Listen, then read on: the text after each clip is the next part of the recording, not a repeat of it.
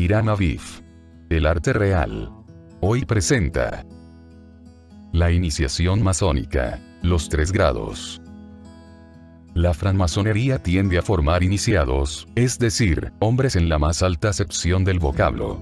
Se dedica a desarrollar al individuo, enseñándole a conquistar las más nobles prerrogativas de la naturaleza humana.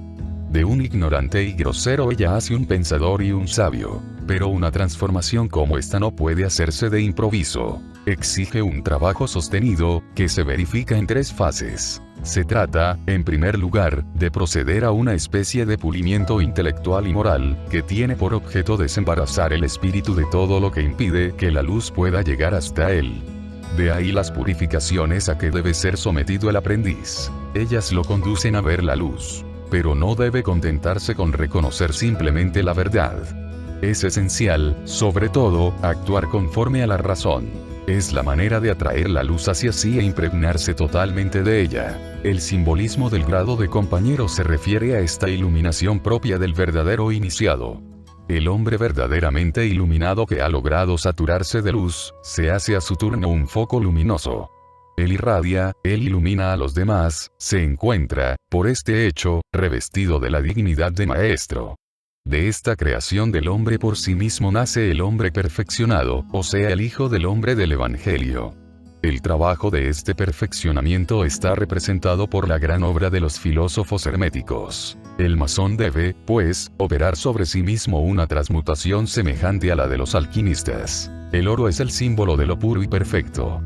Corresponde al aprendiz realizar la primera parte de la obra de los filósofos. El ritual del grado le traza un programa exacto de las operaciones que deberá efectuar con este objeto. Los metales. El profano que se presenta para ser admitido en la francmasonería es inmediatamente introducido en un sitio retirado donde se le invita a despojarse de todos los objetos metálicos que lleva consigo. Dinero, alhajas, armas, decoraciones, etc. Todo debe ser entregado al hermano experto.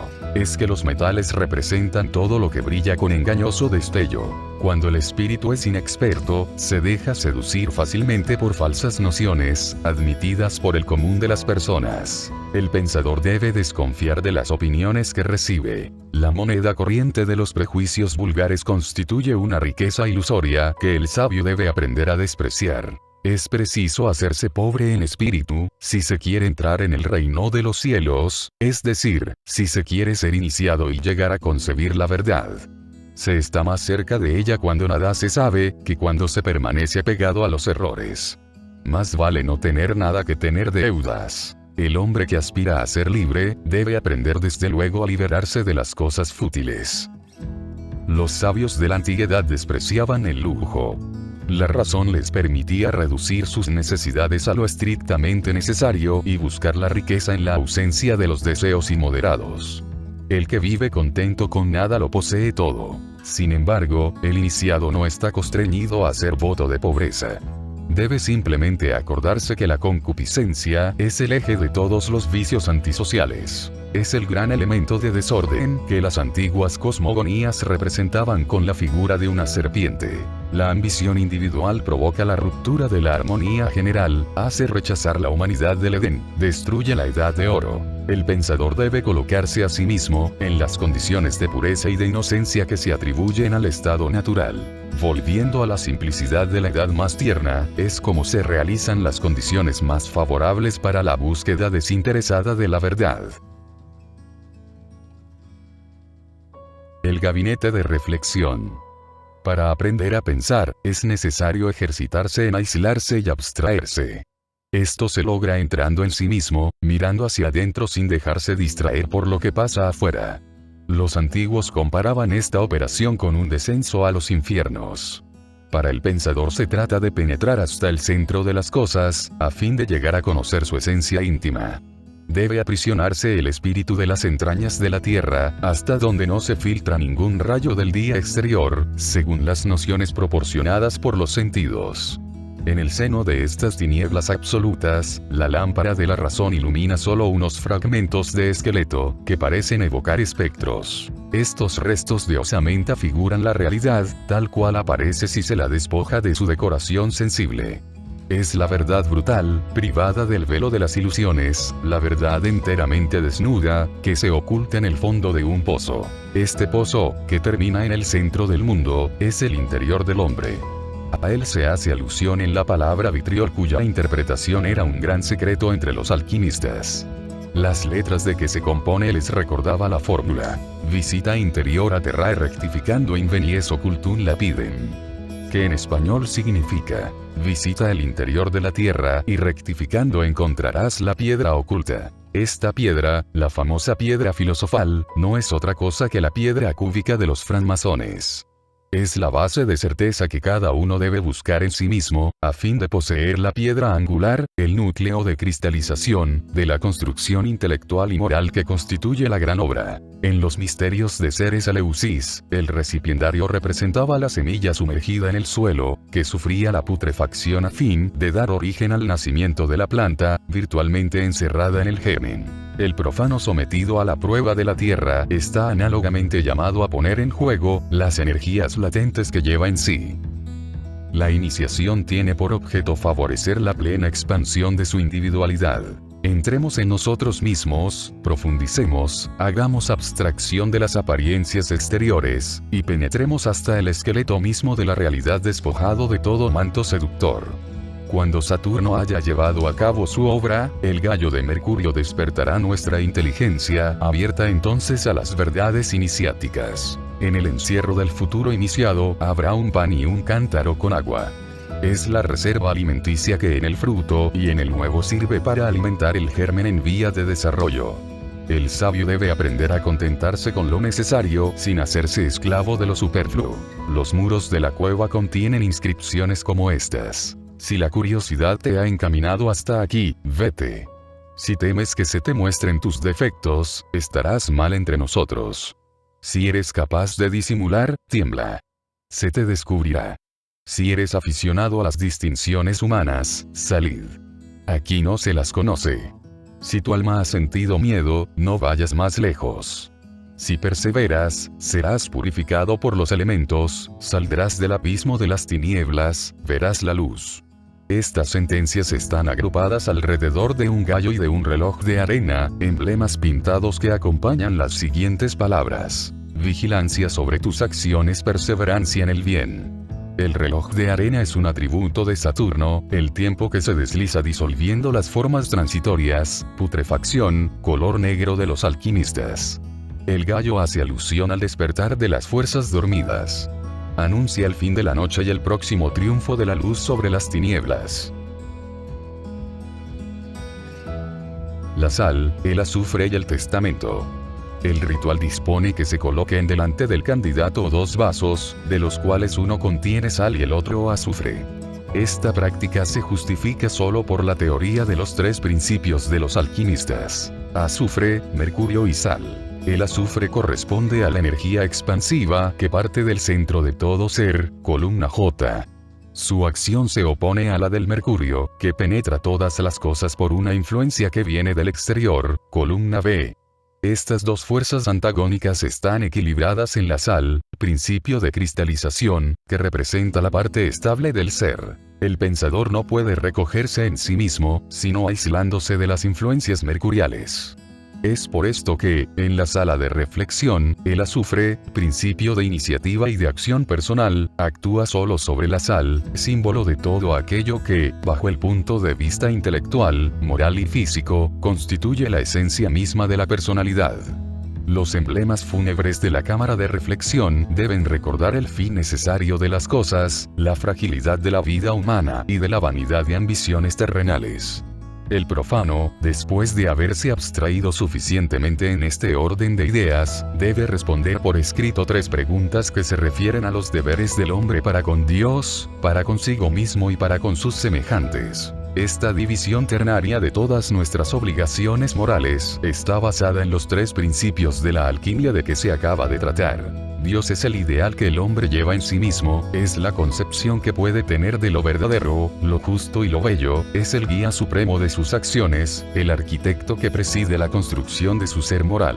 No se trata absolutamente del ídolo monstruoso forjado por la superstición sobre el modelo de los déspotas terrestres.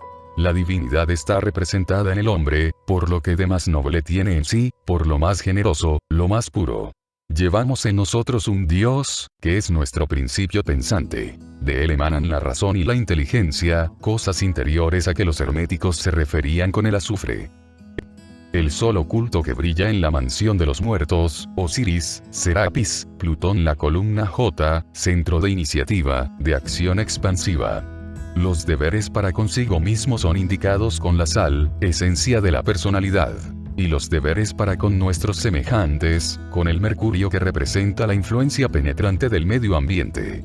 O sea que todo está necesariamente comprendido en la reunión de el contenido, azufre, el continente, sal, y el ambiente, mercurio. Las tres preguntas propuestas abarcan, pues, todo el dominio de la moral universal. Después de contestarlas, el pensador no debe limitarse a la teoría.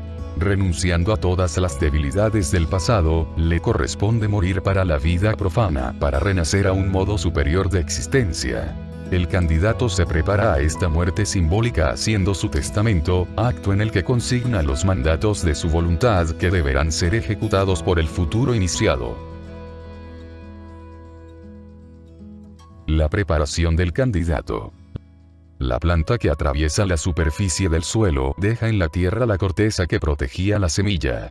El niño al nacer se despoja también de las envolturas que encerraba al feto. Por analogía, el profano no sale de la cámara de reflexión sin despojarse de algunas de sus prendas de vestir. Ya está con el corazón descubierto, la rodilla derecha desnuda y el pie izquierdo descalzo. Se le descubre la tetilla izquierda, indicando con esto que el masón no debe estar separado del resto de sus hermanos por ninguna restricción egoísta. La rodilla derecha al desnudo, indica los sentimientos de piedad filosófica que deben presidir la búsqueda de la verdad. El pie descalzo, remedia el uso de los orientales, que se descalzaban antes de pisar el suelo de un recinto sagrado. Es además un símbolo que se encuentra en la leyenda de Jason, jefe de los héroes griegos, que con el nombre de argonautas, en el navío Argos se transportaron a la Cólquide y conquistaron el vellocino de oro, maestro del centauro Quirón, protegido de Juno, hija de Saturno y Rea, hermana y esposa de Júpiter, célebre por su odio a los troyanos. Jason encontró en la margen de un río a una anciana deseosa de pasar y sin titubear la tomó sobre sus hombros, hasta dejarla en la ribera opuesta. ¿Cuál no sería la sorpresa de Jason, al ver que la pobre vieja tomaba súbitamente el majestuoso aspecto de Juno, la diosa del cielo, y que en pago de su buena acción, le prometió protegerlo en todas sus empresas? Jason había perdido una de sus sandalias en el lecho del río, pero estaba tan contento de su aventura, que esto no le importó y entró a la vecina ciudad con un pie desnudo. Pebas, rey de ese país, había sido advertido por un oráculo, que debía desconfiar de un hombre que llevara un solo pie calzado. Inquieto el rey a la vista de Jason, le preguntó: ¿qué harías tú con un ciudadano, al que una predicción te lo hubiera denunciado como que debería atentar en contra de tu vida? Lo enviaría a buscar el vellocino de oro, contestó Jason, pronunciando así su propia sentencia. La pérdida de un zapato vino, pues, a ser la causa de la expedición de los argonautas. Corresponde a los espíritus reflexivos buscar el sentido profundamente iniciático de este mito. La puerta del templo. Privado de sus metales, despojado de una parte de sus vestiduras, y cubiertos los ojos con una gruesa venda, se consiente al profano golpear a la puerta del santuario. Sus golpes resuenan de una manera desordenada, y vienen a turbar los trabajos interiores. Interrogado, manifiesta su intención de ser recibido masón, y hace constatar que ha nacido libre y de buenas costumbres. Esta constatación hace que se le acuerde la entrada al templo. Se abre la puerta con estrépito, y para franquear el umbral el profano se encorva hasta el suelo. En la antigüedad se obligaba al profano a arrastrarse a través de un conducto estrecho, imitando al niño que viene al mundo. La cámara de reflexión figura la matriz en que se desarrolla el germen. El niño deja las membranas que lo contenían. Después, a continuación de un supremo esfuerzo, viene al mundo, quedando retenido por el cordón umbilical, representado por la cuerda que prende del cuello del candidato a la iniciación. En las iniciaciones modernas se trata sobre todo de hacer comprender que la verdadera ciencia es hija de la humildad. El ignorante, presuntuoso, cree saberlo todo y no experimenta necesidad alguna de instruirse. Se realiza, pues, un primer progreso, dándose cuenta de que no se sabe nada. Muchos masones se imaginan que conocen la masonería, cuando ni siquiera vislumbran la existencia de sus misterios y de su esoterismo. Son los que no han sabido inclinarse al penetrar al santuario, donde se comportan como intrusos, como profanadores. El profano introducido al templo con los ojos vendados no ve, pero puede sentir, es lo que le hace notar apoyando sobre su pecho la punta de un puñal. Es de esas verdades de orden intuitivo, que se adivinan y se perciben sin que sean expresadas. La espada flamígera es el símbolo del verbo o, dicho de otra manera, del pensamiento activo. Es la única arma del iniciado, quien no podrá vencer sino por la potencia de la idea y por la fuerza que ella encierra en sí misma. Primer viaje. El hombre que se ejercita en pensar marcha al principio ciego, avanza por tanteos, tropezando a cada paso contra obstáculos, que no podría salvar sin la ayuda de protectores expertos. El candidato que partió del occidente, el dominio de los hechos, la realidad objetiva, el mundo sensible, se aventura a través de las tinieblas de la región norte. Emprende la marcha por este oscuro bosque pintado por el Dante y citado por Virgilio como que escondía el ramo de oro que procuró a Eneas el acceso a los infiernos. Este ramo, consagrado a Proserpina, es la facultad de inducción que lleva al espíritu a generalizar los hechos observados. Esta operación mental puede conducir a las más falsas hipótesis. El pensamiento humano comienza por caer de un error en otro. Son otros tantos lazos y celadas de los que la inteligencia debe lograr desprenderse. La lucha es larga y penosa. Ella conduce al candidato hacia el oriente, el dominio de la abstracción, la realidad subjetiva, el mundo inteligible.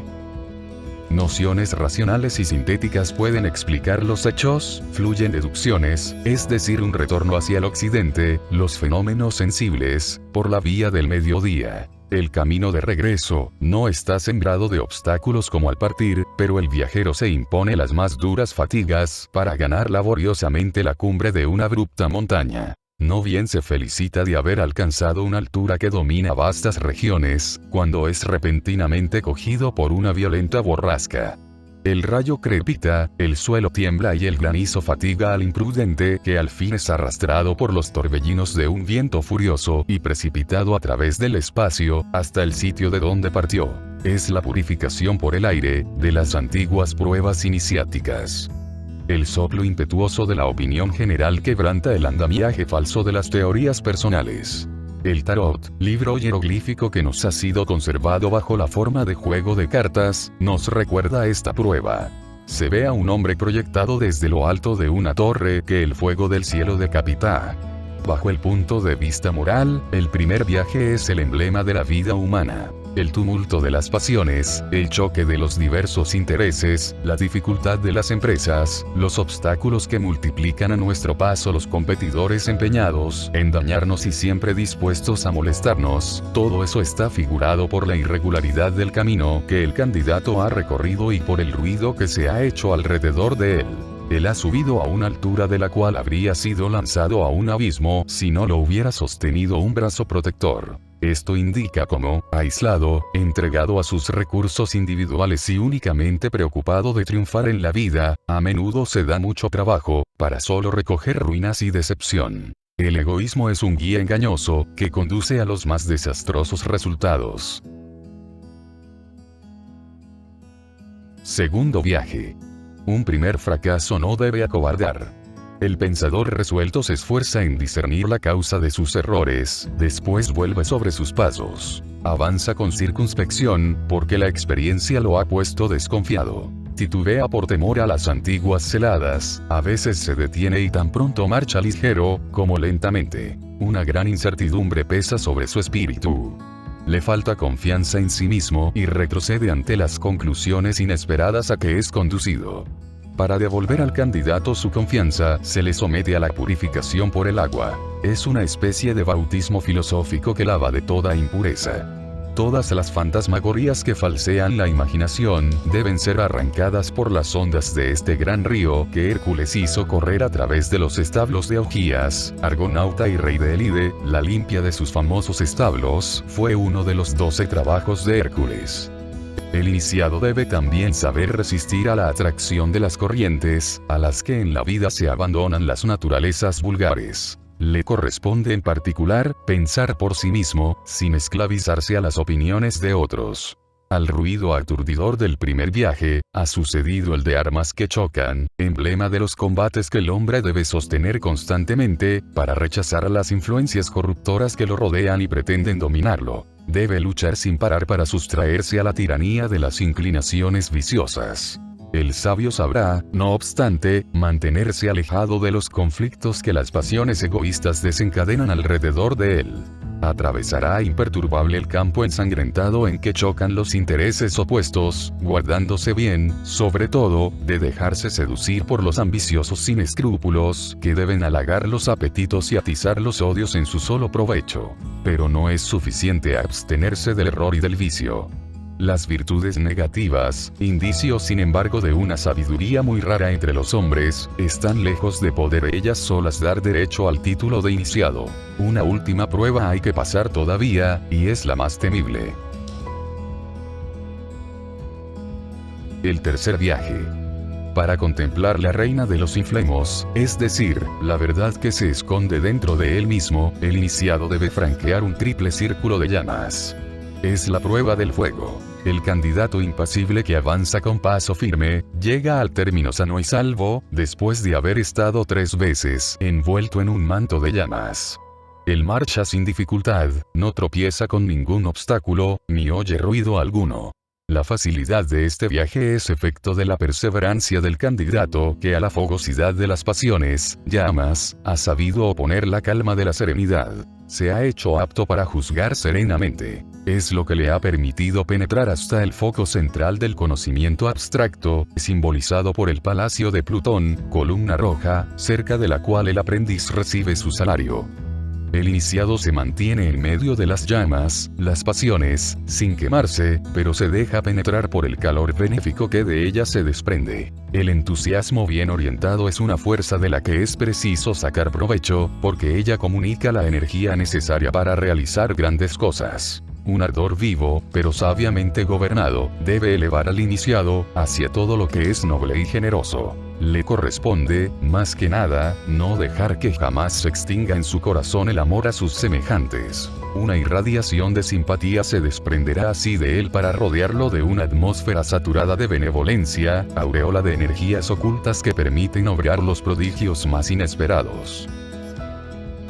El cáliz de la amargura. Todo progreso intelectual aumenta nuestra responsabilidad moral. Nada puede exigirse al ser inconsciente. Pero el pensador contrae deberes tanto más extensos, cuanto más avanza en el conocimiento del bien y del mal. El que bebe en la copa del saber, obtiene un líquido fresco y dulce que, vuelto súbitamente amargo, toma de nuevo, y finalmente, su dulzor primitivo. Así ocurre en la vida del iniciado. La indiferencia propia de los seres vulgares le está vedada. El hombre culto no debe ya vivir solo para sí mismo, se debe a sus semejantes, y lejos de no poder pensar sino en sus personales intereses, debe llevar en adelante todo el peso de las miserias de los demás. Es una carga fatigosa para el hombre de corazón, que se consagra a sus deberes y cuyas intenciones son desconocidas. Su desinterés es una anomalía a los ojos de los egoístas, por consiguiente su conducta es sospechosa, sus actos son tergiversados, es calumniado, perseguido, abandonado, traicionado y despreciado de todos. Apurada la amargura, el justo está a punto de desesperarse y de sucumbir, agobiado por la ingratitud de los hombres. Pero esta suprema prueba no debe sorprender al iniciado. Lejos de dejarse abatir y de rechazar el cáliz fatídico, debe tomarlo, decidido a vaciarlo hasta la última gota. Entonces el licor acre y ardiente, se troca en un brebaje reconfortante. El iniciado bebe las aguas del Leteo, uno de los ríos de los infiernos, cuyas aguas borraban el recuerdo del pasado. olvida las injurias, ya no siente penas y persistiendo en su abnegación, vuelve a encontrar en medio de las tormentas de la vida, toda su serenidad de espíritu. Gozando en adelante de la paz de los sabios, es admitido en las delicias de los bosques elíseos. Su grandeza moral lo eleva a una altura tal, que la rabia de los malvados no podrá alcanzarlo. Los acontecimientos más crueles no le perturbarán, está por sobre todo. Es verdaderamente libre y digno del título de iniciado. La beneficencia y la luz. La luz. Después de llenar su primer deber de masón, el neófito es conducido al altar, donde termina por ligarse con un compromiso solemne. Promete por su honor guardar inviolablemente todos los secretos de la francmasonería y no revelar ninguno de sus misterios, si no es un masón regular y bueno. Promete dedicarse con toda su inteligencia a buscar la verdad y consagrar todas sus fuerzas al triunfo de la justicia. Promete amar a sus hermanos y socorrerlos según sus facultades. Promete, en fin, someterse a todas las leyes que rigen la francmasonería. Consciente, si se hiciere perjuro, en sufrir las penas que hubiera merecido y a ser considerado un servil, sin honor ni dignidad. El neófito deberá tener siempre presente en su espíritu las obligaciones contraídas por su propia y espontánea voluntad, estar listo para renovar su compromiso en cualquier ocasión y a sentirse con fuerzas para cumplirlo. Con la seguridad de que el juramento que acaba de pronunciar no le da ninguna inquietud, se le acuerda la luz y la venda cae a la señal acordada. El templo se ilumina con repentina claridad, con la que el neófito queda al punto deslumbrado, pero a medida que su vista se acostumbra a la luz ve los asistentes de pie y que dirigen las espadas contra su pecho. No es una amenaza. Con su actitud ellos anuncian el nuevo hermano que volarán en su socorro en todas las circunstancias difíciles en que pudiera encontrarse. Las hojas centelleantes dirigidas hacia él indican además la irradiación intelectual que cada masón proyectará en adelante hacia el neófito. Esas espadas están mantenidas con la mano izquierda, costado del corazón, aludiendo, así, a los efluvios de simpatía que de todas partes se concentran sobre el recién nacido, que se acoge con júbilo en el seno de la familia masónica. La beneficencia. Al comunicar al candidato que ha sido definitivamente admitido en la francmasonería, se le invita a formar parte de la cadena de unión de los masones, lo que no es posible sin que antes haga con ellos acto de solidaridad por la participación en las obras de beneficencia de la orden. La vida masónica se inaugura, pues, con una donación voluntaria que cada cual proporciona según sus medios y cuyo valor permanece ignorado. Debemos ayudar a nuestros hermanos, con tacto y discreción. Ellos tienen derecho a nuestra protección, porque aquellos a quienes les falta lo necesario, son acreedores de aquellos que gozan de cosas superfluas. La caridad es, pues, un acto de mera justicia, debe cumplirse como un deber de solidaridad, sin que jamás sea pretexto para actos de ostentación o de vanidad, fuentes de orgullo para el que da y de humillación para el que recibe. Todos podemos ser útiles unos a otros, cada uno tiene necesidad de los demás, y el que rehusare socorrer a su semejante, se excluirá él mismo por este solo hecho de la comunión de los iniciados. El mandil y los guantes. El mandil. El iniciado se acerca al oriente para renovar su compromiso. El antiguo ritual le hacía poner en tierra la rodilla izquierda y la pierna derecha doblada en escuadra, sumisión, respeto a todo lo que es equitativo y justo. En la mano izquierda un compás abierto, una de cuyas puntas estaba apoyada en la tetilla izquierda, perfecta sinceridad de los sentimientos expresados. La mano derecha colocada sobre la espada flamígera del venerable que estaba sobre los estatutos de la orden y más antiguamente, sobre el Evangelio, abierto en el primer capítulo de San Juan, renovando su compromiso, el venerable toma la espada flamígera con la mano izquierda y extendiéndola sobre la cabeza del neófito, pronuncia la fórmula de consagración, dando 3 golpes de mallete sobre la hoja. Después toca con la espada los hombros del neófito y lo abraza llamándolo mi hermano, única expresión que el recién iniciado recibirá en lo sucesivo. Al mismo tiempo se le reviste con las insignias de su grado, un mandil, emblema de trabajo que recuerda al neófito que un masón debe siempre llevar una vida activa y laboriosa. No podrá presentarse en logía sin decorarse con el mandil. También los grandes hombres se honraron llevando el modesto mandil de piel de cordero. El pensador ve en esto el cuerpo físico, la envoltura material, con la que el espíritu debe revestirse para tomar parte en la obra de la construcción universal. A este respecto se puede recordar las túnicas de pieles de que se habla en el Génesis.